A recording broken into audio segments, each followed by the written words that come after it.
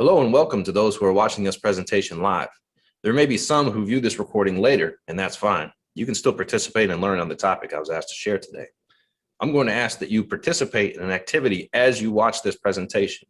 I'll be presenting the information, giving you instructions on what I'd like for you to do, and hopefully model what our topic is all about. So with that being said, let's begin. Have you ever attended a training or professional development and felt like this?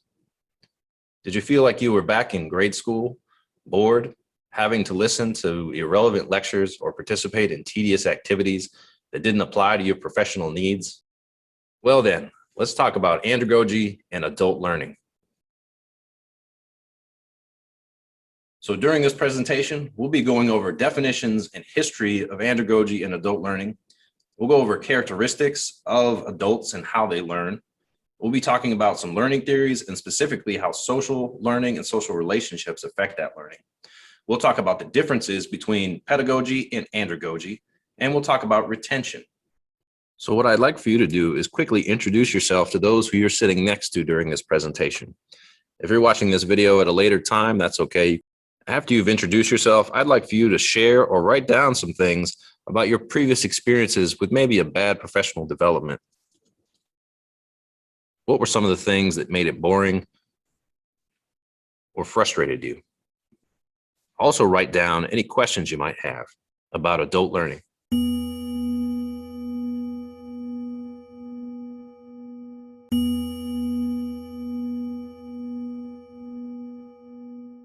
All right, let's talk about some definitions and some history. So you may be unfamiliar with this term or even how to say it. Andragogy, that is our topic. And what is a definition of this? Well, it's the method and practice of teaching adult learners or adult education. So andragogy involves adult learners who are self-directed and should be involved in the planning and evaluation of their own instruction. It also refers to the experience as a foundation for learning, because adults have so much experience in their lives to draw from that the learning should be the focus on adding to what they have already learned in the past. It must be relevant and impactful for learning. And this is definitely true for adults because they are interested in learning subjects that have an immediate impact on their job or personal life. I'm talking right now. And with andragogy, learning is problem-centered. It's not about memorizing information or content. It's about solving a problem. So a little bit of history about the term andragogy and its evolution through the years. So in 1833, a German educator, Alexander Knapp, coined the term. And this was a combination of the Greek words, leading men, contrasting with pedagogy, which is leading boys or children. So in 1920, Edward Lindemann with Martha Anderson wrote about andragogy as a real method for adult education. They popularized the term among educators and education thinkers. And Malcolm Knowles in the 1970s is what many people are familiar with now. He further developed the theory that was known for laying out the andragogical assumptions and principles. His work strengthened the foundations for the movement towards learner-centered adult education. And more recently, Stuart Hayes and Chris Keenan coined the term pedagogy, which is the study of self-determined learning. And this was seen as a natural progression of andragogy. And this puts the individual more at the helm of their own learning, especially when graduates need to constantly learn and adapt. What I'd like for you to do now is stop and share with those at your table, or if you're watching this video at a later time, consider texting someone you might know. Consider posting to social media and starting a conversation about what we just talked about.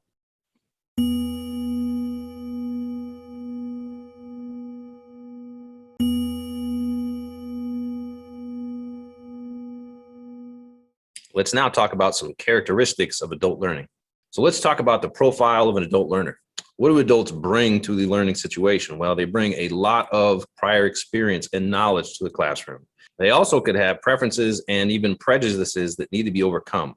What do adults typically enjoy? Well, solving problems, being active in their learning.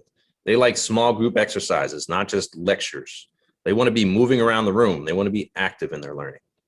What do they expect in this situation? Well, they want to use the concepts that they're learning immediately, and they want to be respected because they're adults. What do adults need? Well, the concepts being covered, why are they important? They need to know that.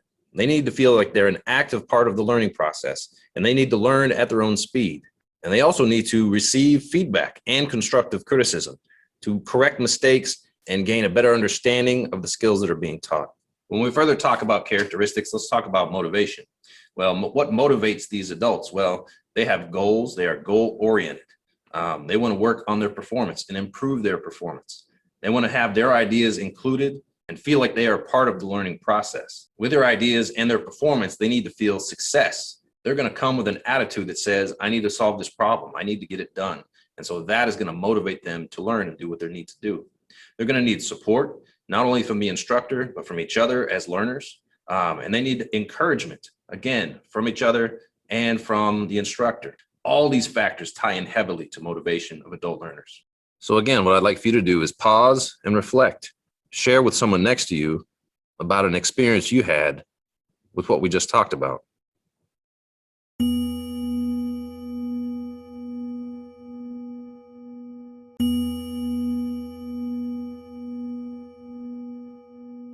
Let's talk about some learning theories and specifically how social learning affects adults. And there may be some of you that are familiar with these three: behaviorism, cognitivism, and constructivism. So with behaviorism, learning is achieved through transmitted information and is observed by a change in behavior. It is instructor-centered, and the process of learning is passive. You are receiving the information. Cognitivism is the acquisition of knowledge, and this is built on previously learned materials. Again, this is instructor-centered, but it is more active because you are building on what you've learned. And constructivism is the constructive knowledge, the change in meaning when you work together. This is student-centered, and it is active because you're working together with other people to construct that meaning. So with social learning theory, what determines human behavior? Well, there's some factors here. The cognitive factors, or the so-called personal factors. So that's our knowledge, our expectations, and our attitudes. The behavior factors include the skills, practice, and self-efficiency that we have. And the environmental factors, the social norms of where we live, access in the community, and the influence of others to change our own environment. You may have to pause and look at all the information on this graphic because it is a lot. This expands on social learning theory and talks about the strategy or framework. And this not only includes social interactions, but social media interactions. On the left side, users or learners listen, engage in conversation, and can measure and refine the information that they're looking at. Developers or instructors on the right side can focus on prioritizing objectives, establishing governments, and defining activities that could benefit learners in the social media community.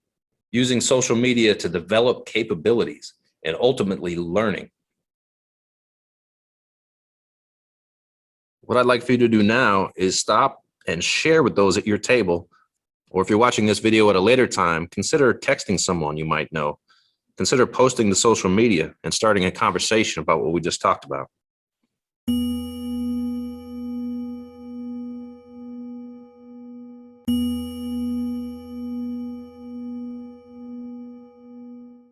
Now let's talk about some of the differences between andragogy and pedagogy.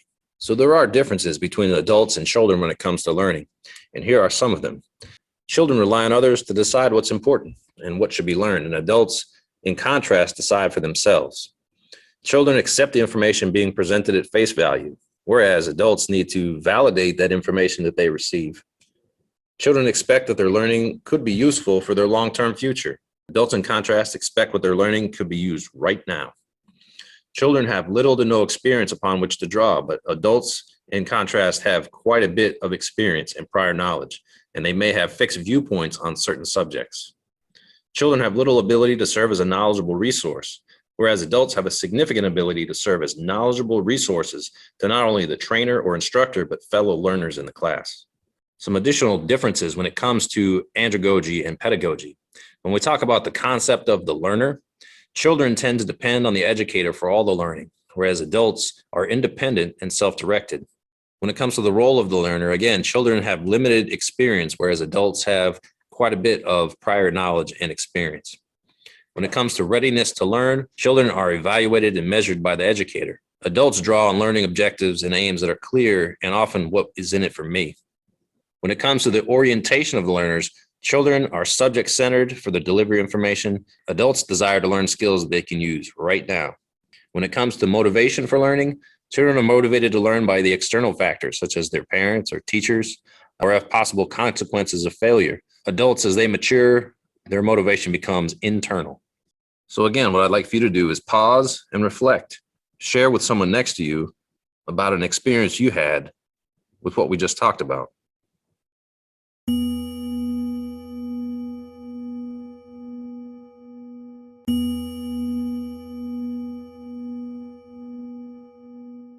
Next, let's talk about retention. So after 2 weeks, we typically only remember 10% of something that we read and 20% of something that we hear.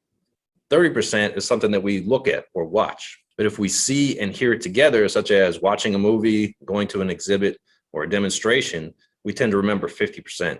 If we're actually talking about something, like having a conversation or a group discussion, we tend to remember 70%. But we can remember or retain up to 90% of things that we actually do, which means giving a presentation, simulating a real experience, or doing the real thing. They are much more likely to retain what they've learned. So there are a few strategies that are effective when engaging adult learners. And one of those is action learning. And this is allowing participants to work in small groups on a real project, not just some made up assignment. The diversity of the group is critical to the learning process because different people come with different experiences and different expertise. Experiential learning gives attendees the opportunity to set goals and plan, turn decisions into action, and follow up with the time to review and reflect on all the outcomes that they worked on. Project-based learning creates a real-life scenario for learners to solve that it relates to their actual work's environment and scenarios like that. It promotes teamwork and encourages students to work in groups. And self-directed learning encourages students to integrate learning into their own daily routine, teaching learners to determine their own learning needs and identify the positive outcomes that can come with that. More strategies that deal with adult learners are utilizing varying teaching methods.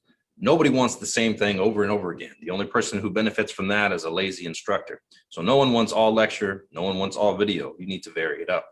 You need to provide immediate feedback for learners so they can correct mistakes and grow as a learner.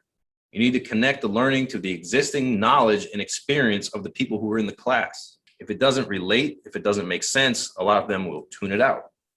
You need to build upon learning motivations. Why are they there? If they're motivated to solve a problem, they're going to be active participants. Related to that, emphasizing the relevance and how it's applicable to learning definitely ties it into what they need to know, and they're going to be involved in that.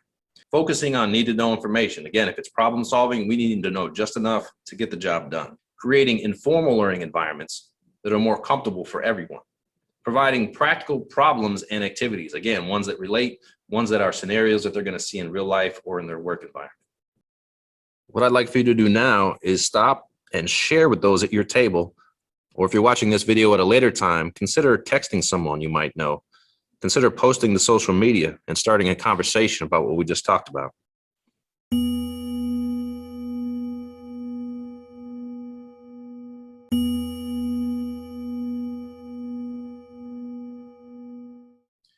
So I had you reflect and have conversations about your experiences in adult learning, trainings, or professional developments that you may have been involved with throughout this presentation.